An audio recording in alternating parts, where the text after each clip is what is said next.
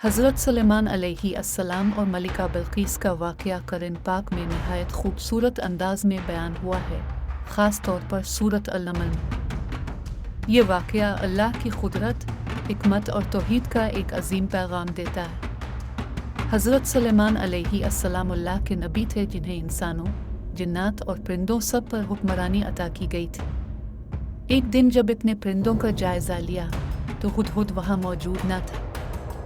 कुछ ही देर बाद हुदहुद वापस आया और एक हैरान कुन खबर दी। एक कौम जिसका नाम सबा है, इस पर एक औरत हुक्मरानी करती है, यही मलिका बिल्कीस हैं। उनके पास एक बहुत बड़ा और शानदार तख्त है, लेकिन अफसोस की बात यह है कि वो अल्लाह के बजाय सूरज की इबादत करते हैं। यह सुनकर हज़रत सुलेमान ने हुदहुद के ज़रिए मलिका बिल्कीस को एक ख़त भेजा।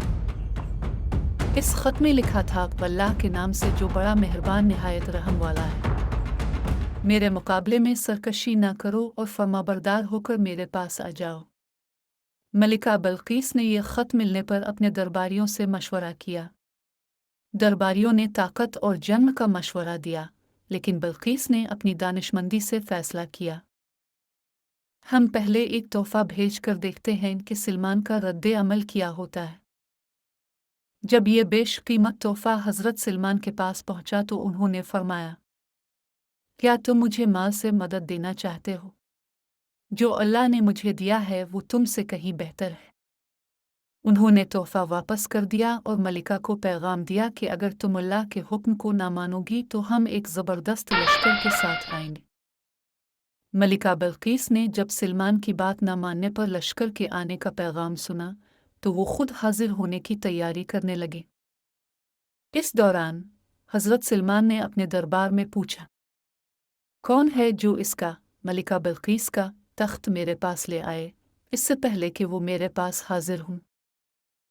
एक जिन ने कहा कि वो ये काम कर सकता है, लेकिन फिर एक शख्स ने, जिसके पास किताब का इल्म था, कहा, मैं उसे पलक झपकने से पहले ले आऊँगा।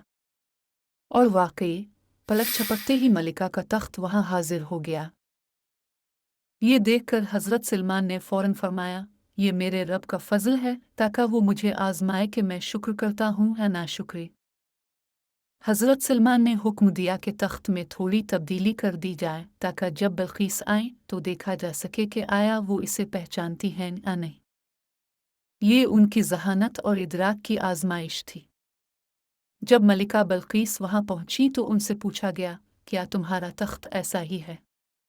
उन्होंने जवाब दिया, ये तो वैसा ही मालूम होता है। उनका ये जवाब उनकी गैर मामूली ज़हानत और बसीरत की दलील था। इसके बाद उन्हें एक ऐसे महल में ले जाया गया जिसका फर्श शीशे का बना हुआ था और नीचे पानी बह रहा था। बिल्कीस ने इसे हकीकी पानी समझकर अपना लिबास ऊपर कर लिया। तब हज़रत सुलेमान ने फरमाया, ये शीशे का फर्श है। इस हैरत अंगेज़ मंज़र ने उन्हें अल्लाह की दी हुई सुलेमान की ताकत और इल्म का सही अंदाज़ा करवाया। ये सब देखकर मलिका बिल्कीस ने कहा, ए मेरे रब, मैंने अपने ऊपर जुल्म किया और अब मैं सुलेमान के साथ अल्लाह रब्बुल आलमीन की फरमाबरदार हो गई हूँ। इस तरह वो हक़ को पहचान कर ईमान ले आए। इस अजीम वाक़ये से हमें कई अहम सबक मिलते हैं। अल्लाह की कुदरत हर चीज़ पर गालिब है। अक्ल और हिकमत महज ताकत से कहीं बेहतर है।